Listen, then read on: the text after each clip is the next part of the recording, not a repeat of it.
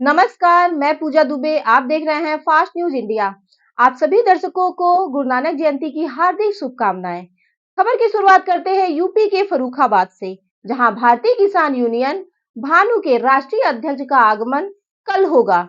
खबर के बारे में विस्तार से जानकारी देंगे, लेकिन लेंगे एक छोटा सा ब्रेक के बाद जल्द लौटेंगे। इस खबर के प्रायोजक हैं फास्ट को। जल्दी हो जाना तो फास्ट को बुलाना। बाइक से लेकर लग्जरी कार, सेल्फ ड्राइव पर उपलब्ध। ग्रुप ट्रेवल के लिए लग्जरी बस भी उपलब्ध। सबसे सस्ता एक बार सेवा का मौका अवश्य दें। व्हाट्सएप करें 9044808808। ब्रेक के बाद आपका स्वागत है। खबर यूपी के फर्रुखाबाद से, जहां जिले में भारतीय किसान यूनियन के राष्ट्रीय अध्यक्ष ठाकुर भानु प्रताप का आगमन दिनांक 1 दिसंबर 2023 को कटरी धर्मपुर में होना सुनिश्चित है, जहां वह भारतीय किसान यूनियन युवा मोर्चा की तरफ से एक विशाल महापंचायत के कार्यक्रम में शिरकत करेंगे, जिसमें किसानों की समस्याओं के निदान पर चर्चा होगी। इस मौके पर राजेश दीक्षित जिला कार्यकारिणी अध्यक्ष, कौशल गुप्ता जिलाध्यक्ष युवा मोर्चा, नरोत्तम राजपूत प्रधान, जितेंद्र सिंह राजपूत नगर अध्यक्ष, सुभाष चंद्र जिलाध्यक्ष दिव्यांग प्रकोष्ठ आदि मौके पर मौजूद थे। देखें फर्रुखाबाद से डिस्ट्रिक्ट इंचार्ज मितेश कुमार सिन्हा की रिपोर्ट।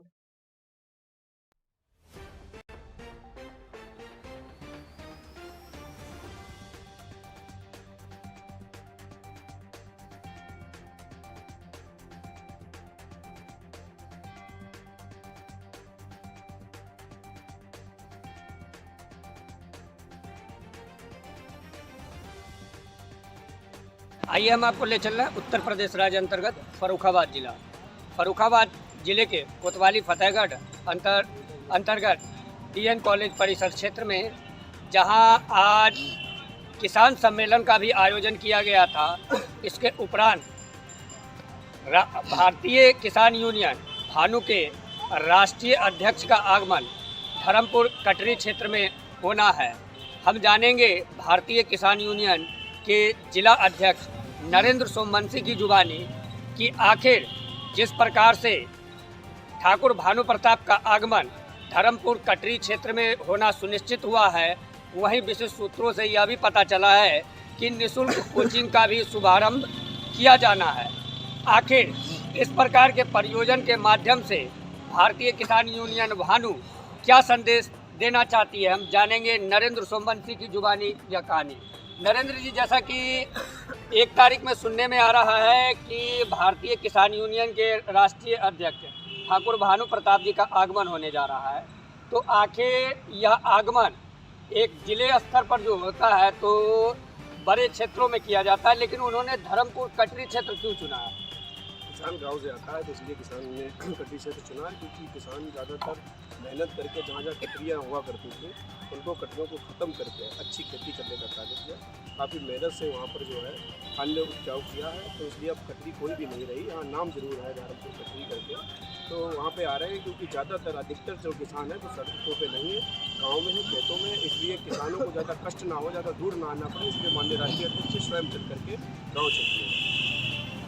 अक्सर किसान यूनियन का मुद्दा जो होता है किसानों से संबंधित होता है, लेकिन यह पहली किसान यूनियन देखने को मिल रही है जो किसानों के बच्चे को निःशुल्क शिक्षा ग्रहण कराने के उद्देश्य से कोचिंग संस्थान खोलने जा रही है। इस पर क्या कहना आपका? देखिए, ऐसा है कि जब से भारतीय किसान यूनियन भानु का उदय हुआ है फर्रुखाबाद जनपद, पहले भी जिलाध्यक्ष थे, अब वो नहीं है, लेकिन जब से मैं जिलाध्यक्ष बना हूँ, पिछली 13 नवंबर को बना था, और इस जो पीछे 13 नवंबर निकल गई उसमें मुझे 1 बरस कोर्स पूरा हुआ, और जिसमें जितना हो पाया उतना अच्छा किया और अलग हटके किया। जो बाकी यूनियन क्या करती है नहीं पता, लेकिन हमारा एक उद्देश्य रहा है कि किसान कमज़ोर नहीं है। किसान को सदैव कमज़ोर देखा गया, अनपढ़ देखा गया, और किसान को बड़ी गलत नज़र से देखा गया, बड़ा निंदनीय तरीके से देखा गया। लेकिन किसान वाकई में अन्नदाता है, और किसान का सम्मान जब है जब अच्छी फसलें होती हैं, और देश का सम्मान जब होता है जब किसान सम्मानित होता है। तो जहाँ तक बात रही बच्चों को पढ़ाने की, तो हम लोगों में से ही ज़्यादातर IAS IPS निकलते हैं, इंजीनियर निकलते हैं, टीचर निकलते हैं, लेखपाल बनते हैं, पुलिस वाले बनते हैं। तो इसलिए हम लोगों ने एक पहल करी है कि सिर्फ लड़ाई लड़ना ही उद्देश्य नहीं है, लोगों को शिक्षित करना भी उद्देश्य है, किसानों के बच्चों को शिक्षित करना उद्देश्य है। और किसानों के पास पैसे कम हैं क्योंकि एक फसल होती है, एक नहीं होती है, सैलाब में चली जाती है। इसलिए इस उद्देश्य से हम लोगों ने एक संकल्प किया है कि हमारा जो किसान का बच्चा है वो पढ़ लिख कर कुछ बने, अगर कुछ ना भी बन पाए तो कम से कम अच्छा किसान बन के दिखाए। इसलिए हम लोगों ने एक पहल करी है कि जब सरकार काम करना छोड़ देती है तो हमारा कर्तव्य बनता है नागरिक होने के नाते, हिंदुस्तान का सदस्य होने के नाते, कि हम लोग अपने बच्चों को अच्छी शिक्षा प्रदान कराएं और अपने साथियों के बच्चों को अच्छी शिक्षा प्राप्त कराएं। इसलिए निःशुल्क कोचिंग सेंटर का शुभारंभ होगा और निश्चित ही ये फर्रुखाबाद के लिए गर्व की बात होगी कि ग्रामीण क्षेत्र के बच्चे अच्छी शिक्षा प्राप्त कर ऊपर तक जाएंगे। यह जो कोचिंग संस्थान का शुभारंभ होना सुनिश्चित हुआ है, जो निःशुल्क चलाई जाएगी, या किस वर्ग से किस वर्ग तक के लिए? देखिए, अभी तो जो संकल्प है वो हमने जहाँ तक अध्ययन किया है और जहाँ तक मेरी वार्ता हुई उस टीम से, तो उन्होंने मुझे यही बताया। एक विनोद जी हैं और एक प्रधान जी हैं वहाँ के, तो उनसे हमारी यही, वो दोनों हाथों से लिखते हैं, तो ये बड़ी अच्छी बात है। उन्होंने हमें बताया है कि 1 से लेकर के 5th तक और 5th से लेकर 8th तक और 8th से लेकर इंटर तक की व्यवस्था की जाएगी। इतनी ही व्यवस्था के साथ साथ जब आगे देखेंगे कि हमको अच्छा सपोर्ट मिल रहा है, अच्छी तरीके से कोचिंग चल रही है और बीएससी के बच्चों को भी या एजुकेशन के बच्चे जो भी एजुकेशन करना चाहते हैं, जो आगे के ग्रेजुएशन वगैरह, तो उनको ज़रूरत है, तो उनके लिए भी हम लोग सोचेंगे। लेकिन फिलहाल इंटर तक की तो व्यवस्था कर ली जाएगी। आज आप किसान सम्मेलन में उपस्थित हुए। किसान सम्मेलन में जिस प्रकार से वार्तालाप के दौरान फर्रुखाबाद के सांसद मुकेश राजपूत ने कहा कि किसानों के लिए जो खाद मुहैया कराई जा रही है उनके अलग अलग रेट जो है सो बताए गए, तो आप इस प्रकार के वार्तालाप से कितने संतुष्ट हैं? देखिए, सांसद जी का एक बयान था, उन्होंने ये कहा था कि पहले 2017 से पहले किसान 2014 से पहले उसके रेट क्या थे, गेहूं के रेट क्या थे, और अब मक्का के रेट क्या हैं, गेहूं के रेट क्या हैं, और बढ़ गए। हमारी सरकार ने काम किया। तो मैं उनको बता देना चाहता हूं कि 2014 की जब बात कर रहे हो और आज हम लोग खड़े हैं 23 में, ठीक है, तो एक लंबा टर्म है, लगभग 9 से 10 साल का टर्म है।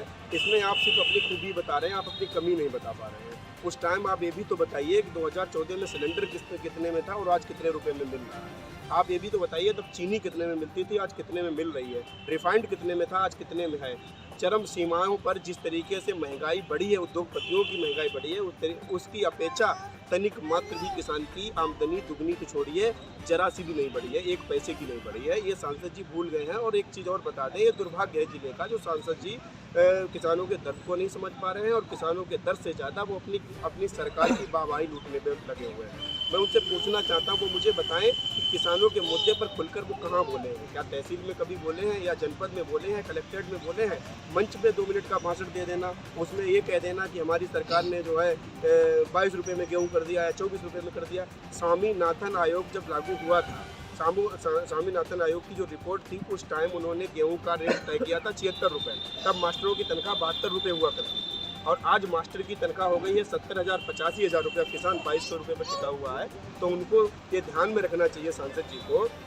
पहले तो मेरी यही पहल रहेगी कि जो सांसद जी को पेंशन मिलती है और जो हेलीकॉप्टर पे घूमने के लिए 4-5 टिकटें साल में मिलती हैं और मोबाइल खर्चा मिलता है 15,000 रुपये, वो बंद कर देना चाहिए।